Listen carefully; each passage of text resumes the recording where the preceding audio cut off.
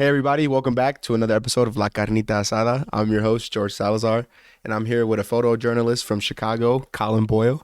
What's up, man? How you doing? I'm doing well, just making it through day by day here in the city. Yeah, you liking the best pizza in the city of Chicago, Pizza Nova? It's pretty good. Yeah, First right? time having Pizza Nova. I'm always telling Ernesto, dude, it's the best pizza in the city, but he's like, no Falco's, no, what's that other place?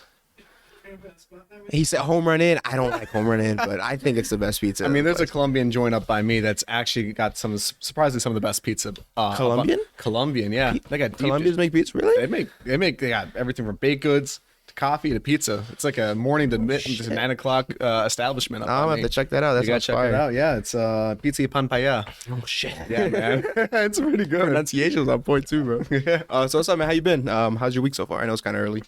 It's early, but it's been busy. Yeah, it's I'm a photojournalist for Block Club Chicago, so I just been kind of following the news cycle. We got a week till election day, so I've just been everything today. I mean, it's Fat Tuesday, so my day started by videotaping my friend eating jardiniere-filled ponchki for Fat Tuesday, and then photographing the mayor giving a press conference about some drama going on in the city. So. That's pretty cool, man. Yeah. Same thing for, well, not same thing. I just been eating like a pig today. I'm not gonna lie. Fat Tuesday, trying to get it all out the way, tomorrow's Lent, gotta give something up. What you giving up for? I want to do junk food, but it seems like I'm kind of cheating because I'm already cutting weight. What are you giving up?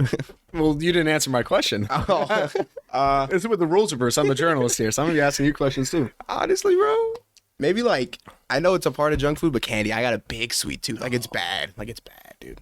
What are you giving up? I'm gonna try giving up being frustrated and swearing at the little things. Really? Yeah.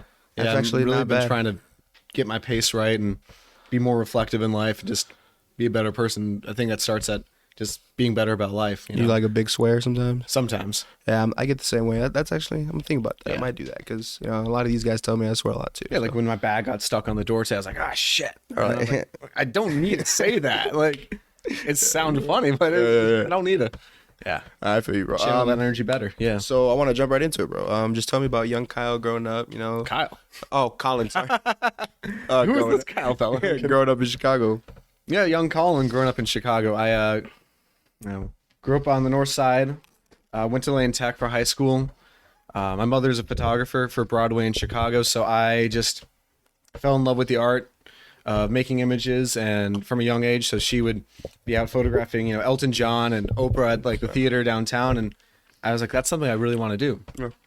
And so I got my first camera going into high school, ran cross country and track at Lane Tech, and my coach there is a journalist as well, so he noticed that I had an interest in making images, and so he recruited me to be a photographer for his news website, and I worked there for 8 years from high school into college. And I just found my calling that way, and I never looked back. Yeah.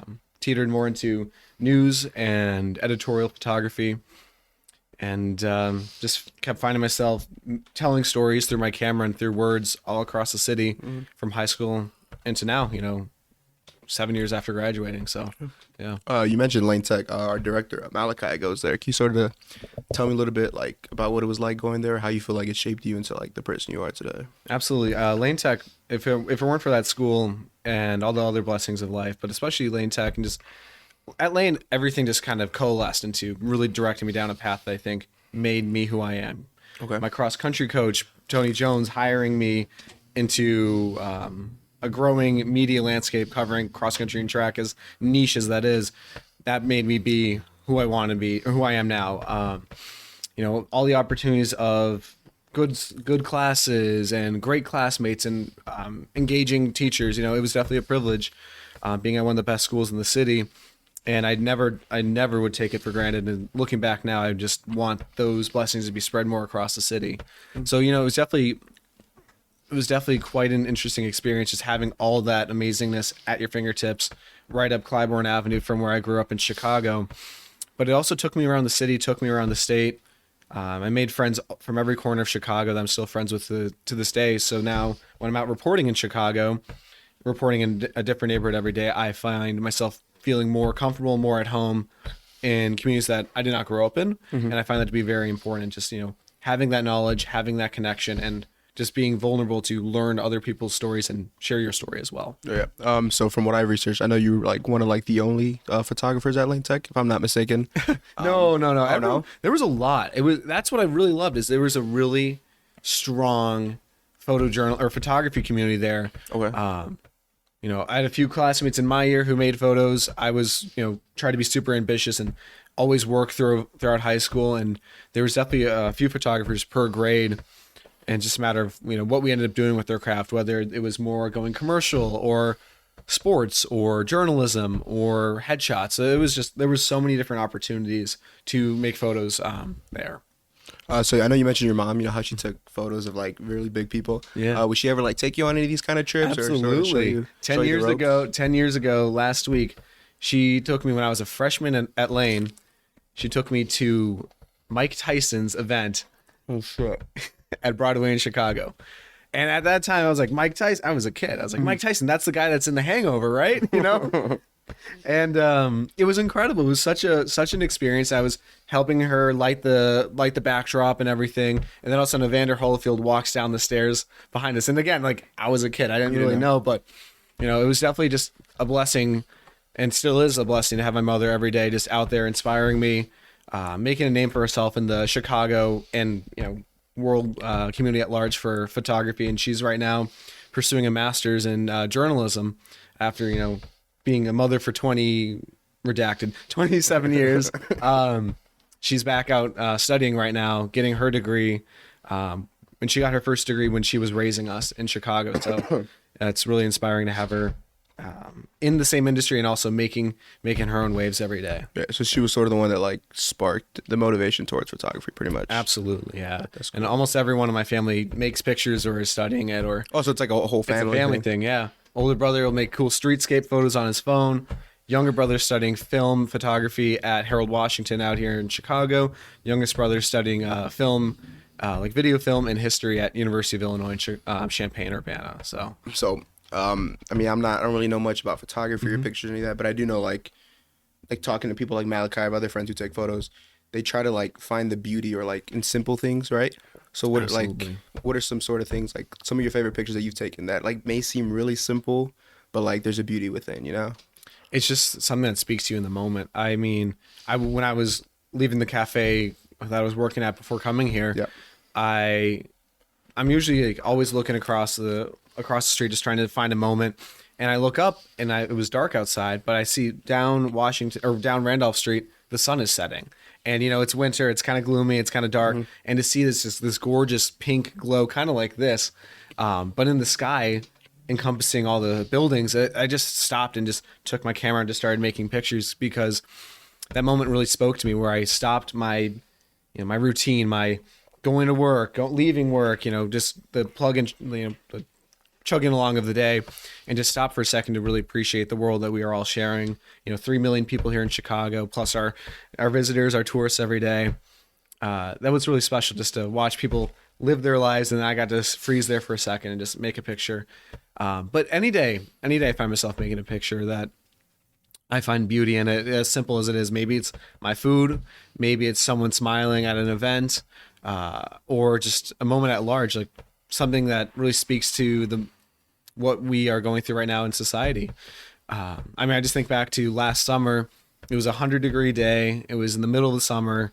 Most, if not all, the pools were closed at that time because of just staffing shortage in the city. And so I was just driving around the city looking to make weather photos, you know, for our newspaper. And I'm just driving through back of the yards, and I come up Wood Street, just north of 47th. I see a bunch of kids splash around the fire hydrants, and just befriended the families there. We just started exchanging in Spanish, and they welcomed me in, and they were just, yeah, hang out, take your pictures, whatever.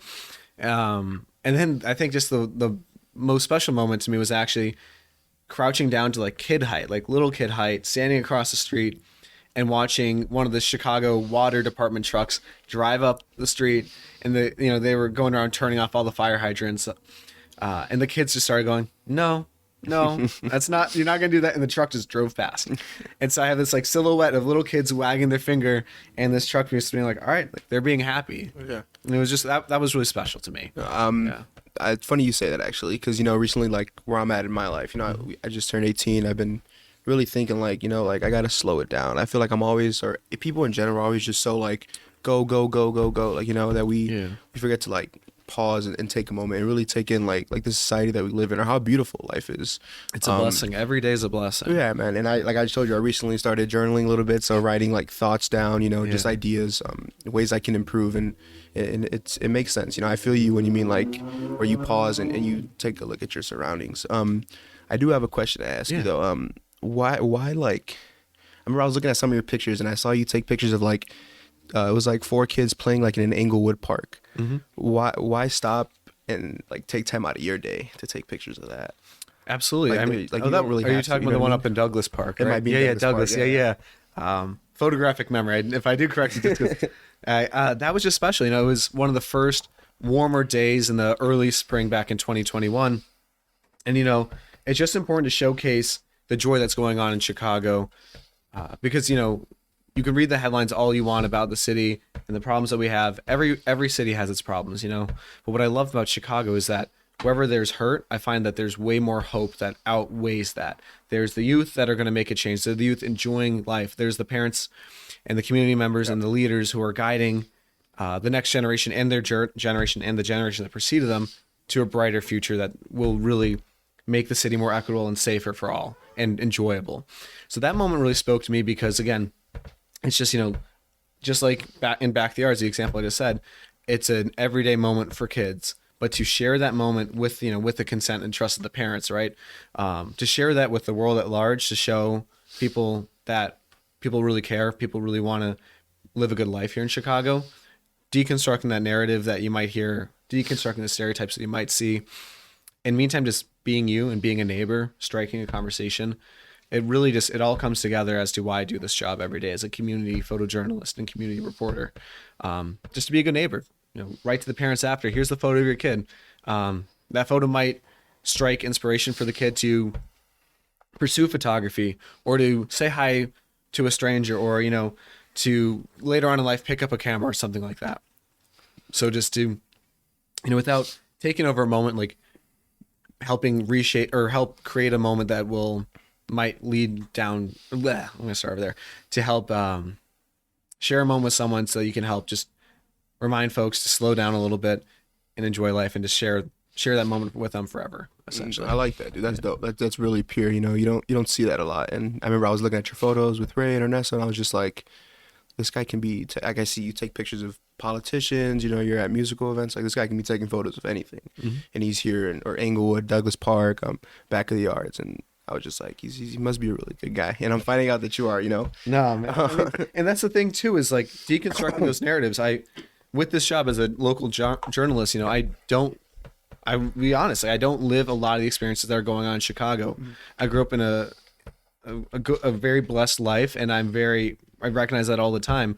And so to slow down and help deconstruct the narratives that you grew up hearing or that people share on the day to day, if I post a photo from a divested from community, someone might say, "Oh, be safe," or watch out or something like that. And you're like, I feel more safe in so many communities in Chicago than I do in others. And I just think it's about like putting the energy out that you want to get out of these places and see the good in everyone, because so many people are making a change every day.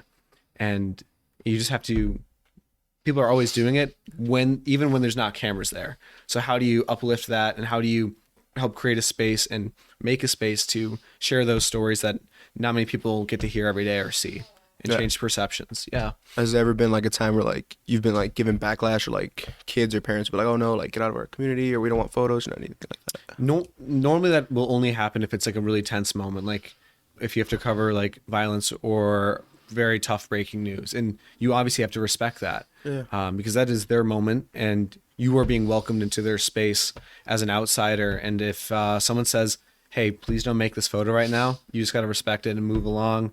There's another way to tell that story visually with your camera, but you got to always, like as a local journalist, right?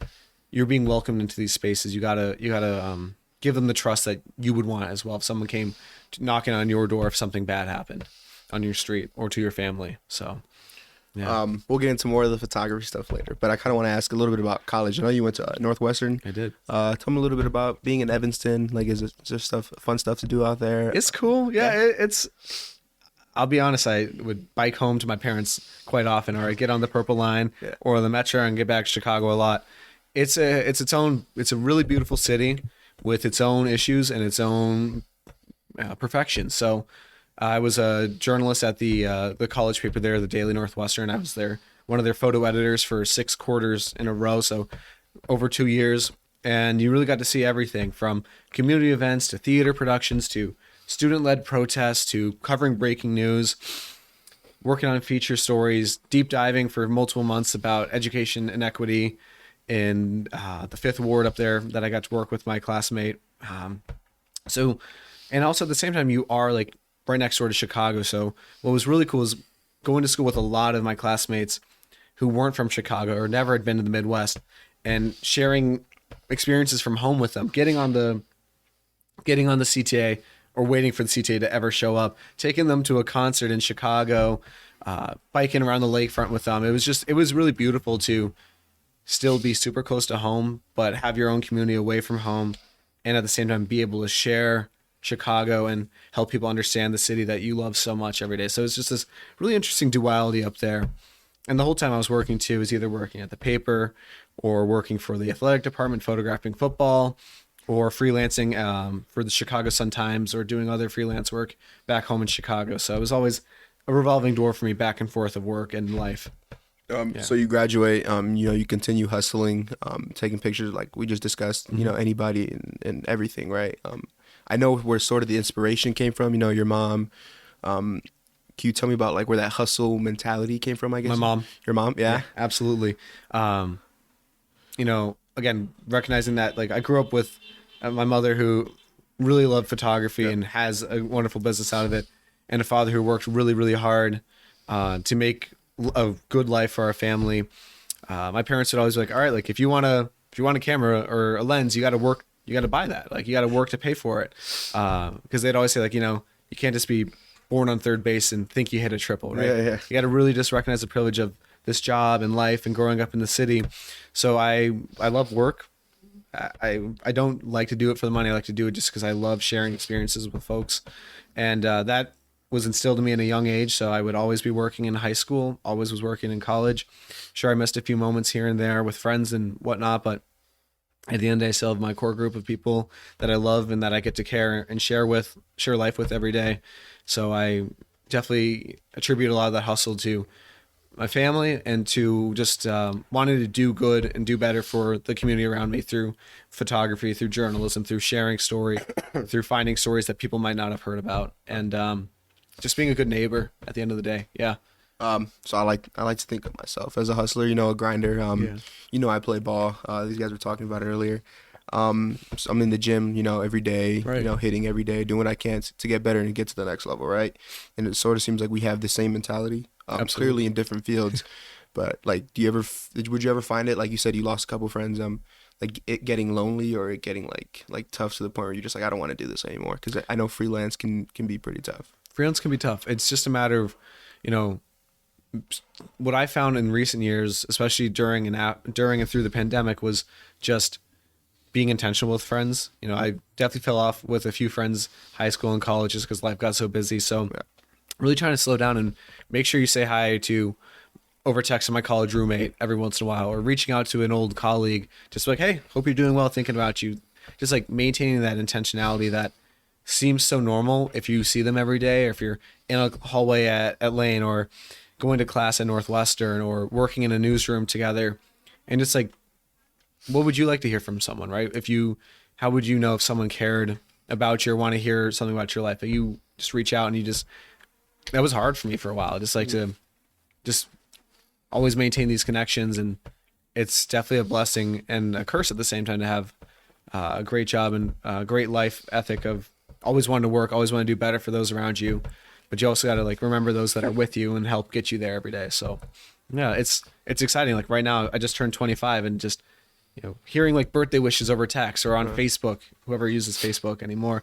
But just like silly stuff like that, you're like, oh, like if someone says like happy birthday, you reach back out, you say, oh, like, hey, how's it going? What's new in your life? It's just like maintaining and rebuilding that connection, because again, the world could feel so lonely with like social media, social unrest, with just how spread apart the city can feel sometimes. But you have to remember that people are always there.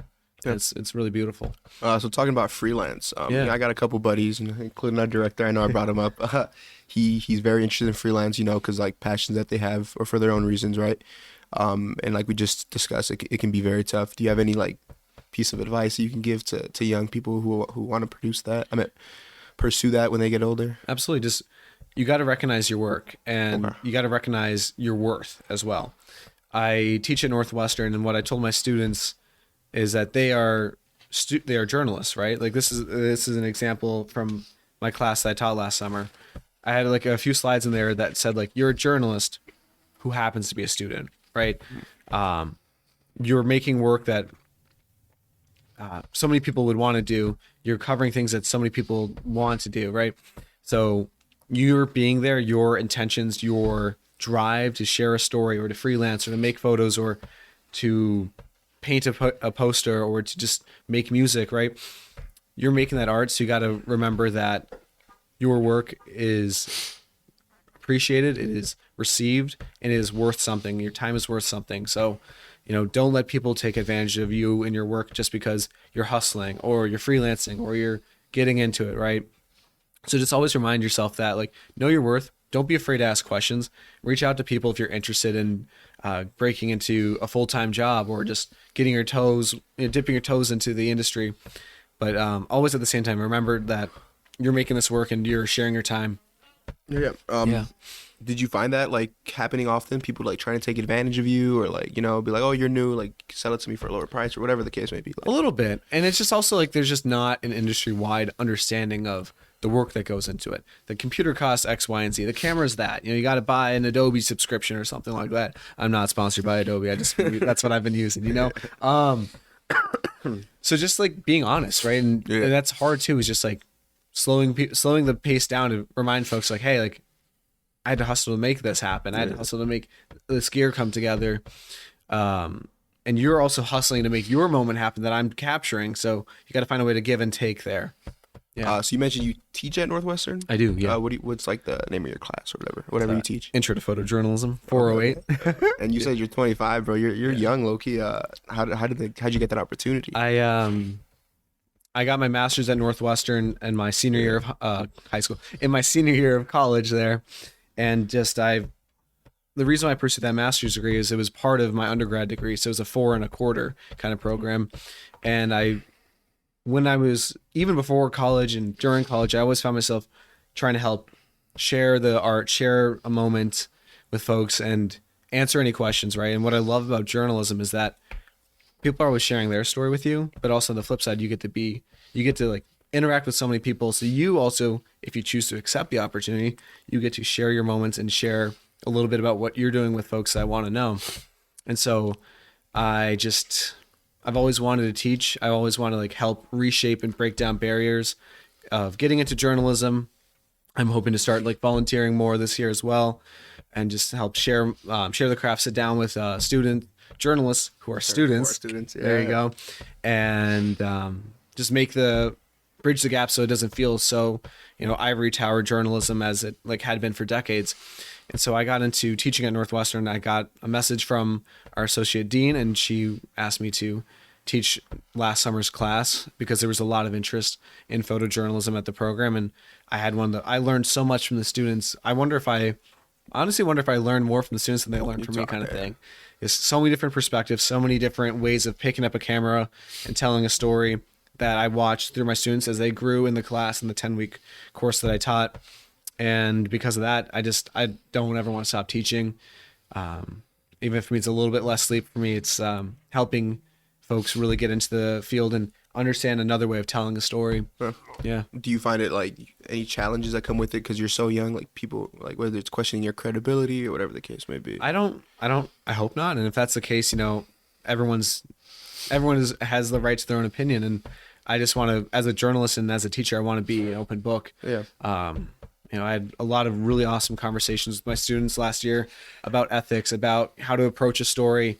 And we ended up having a lot of really great discussions and just being vulnerable with each other. So I was younger than a few of my students, but we all, at the end of the day, we all got to work and collaborate really well together. And I just thought that was incredible because they all came in journalists and they all left they all came in journalists and they all left as multimedia journalists. What is that? What's the difference? A multimedia journalist, you're able to tell a story through multiple ways, whether it's just writing in your notebook and typing up on a computer.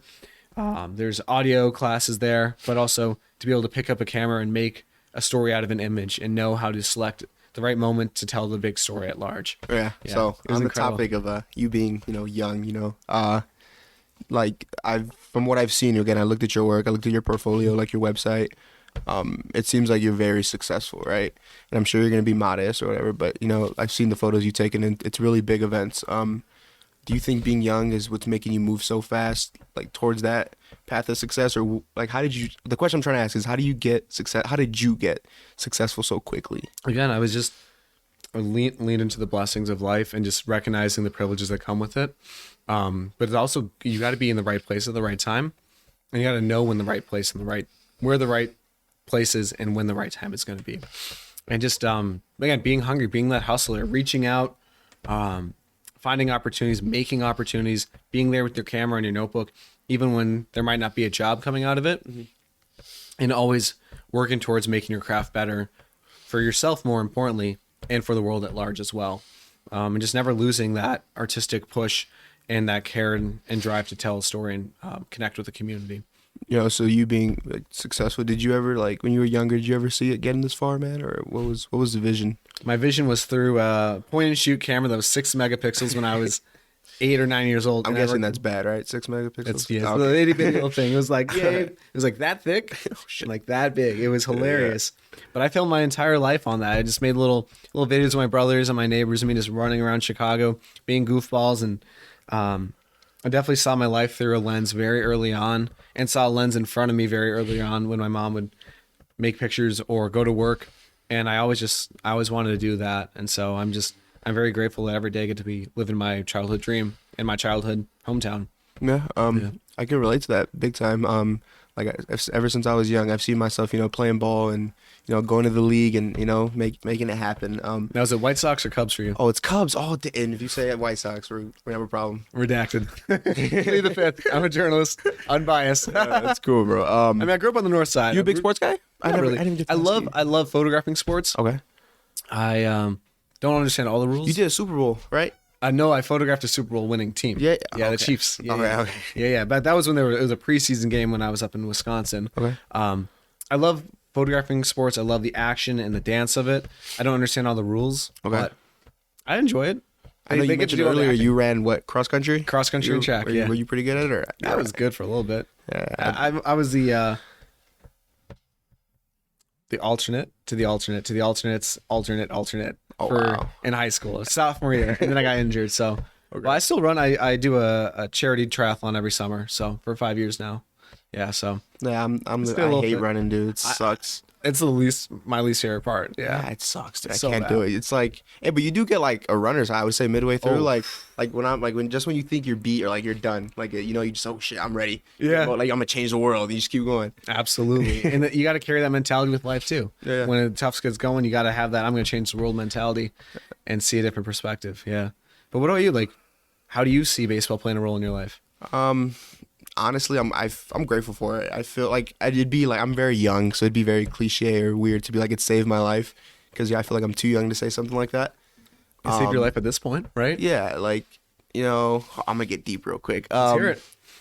From I started at 11, so I consider myself like I started late, right? I was playing. I played basketball when I was younger.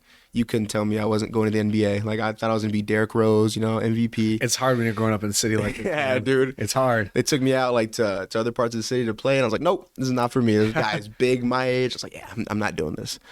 So my little brother, who's actually over there, he signed up to play at Petrosky Park right here in Park by, 31st and Pulaski? I don't know. Pulaski, yeah. Keeler, thank you. So he signed up, and I was just like, I'll give it a try. It seemed interesting. Played my first year. I was horrible. But I think that's what made me fall in love with it. Like sort of the failure. I never really experienced that in other sports. I was, for what I would like to say, an athletic kid, right? And I feel like in other sports you can get away with being very athletic. And in baseball, it's like, all right, you can be athletic, but you're gonna come out here and still strike out or make errors or throw the ball away. And then I met Ray my second year playing baseball, and he's the one. He sparked like the match in my head, right? The vision. He really changed my life, right?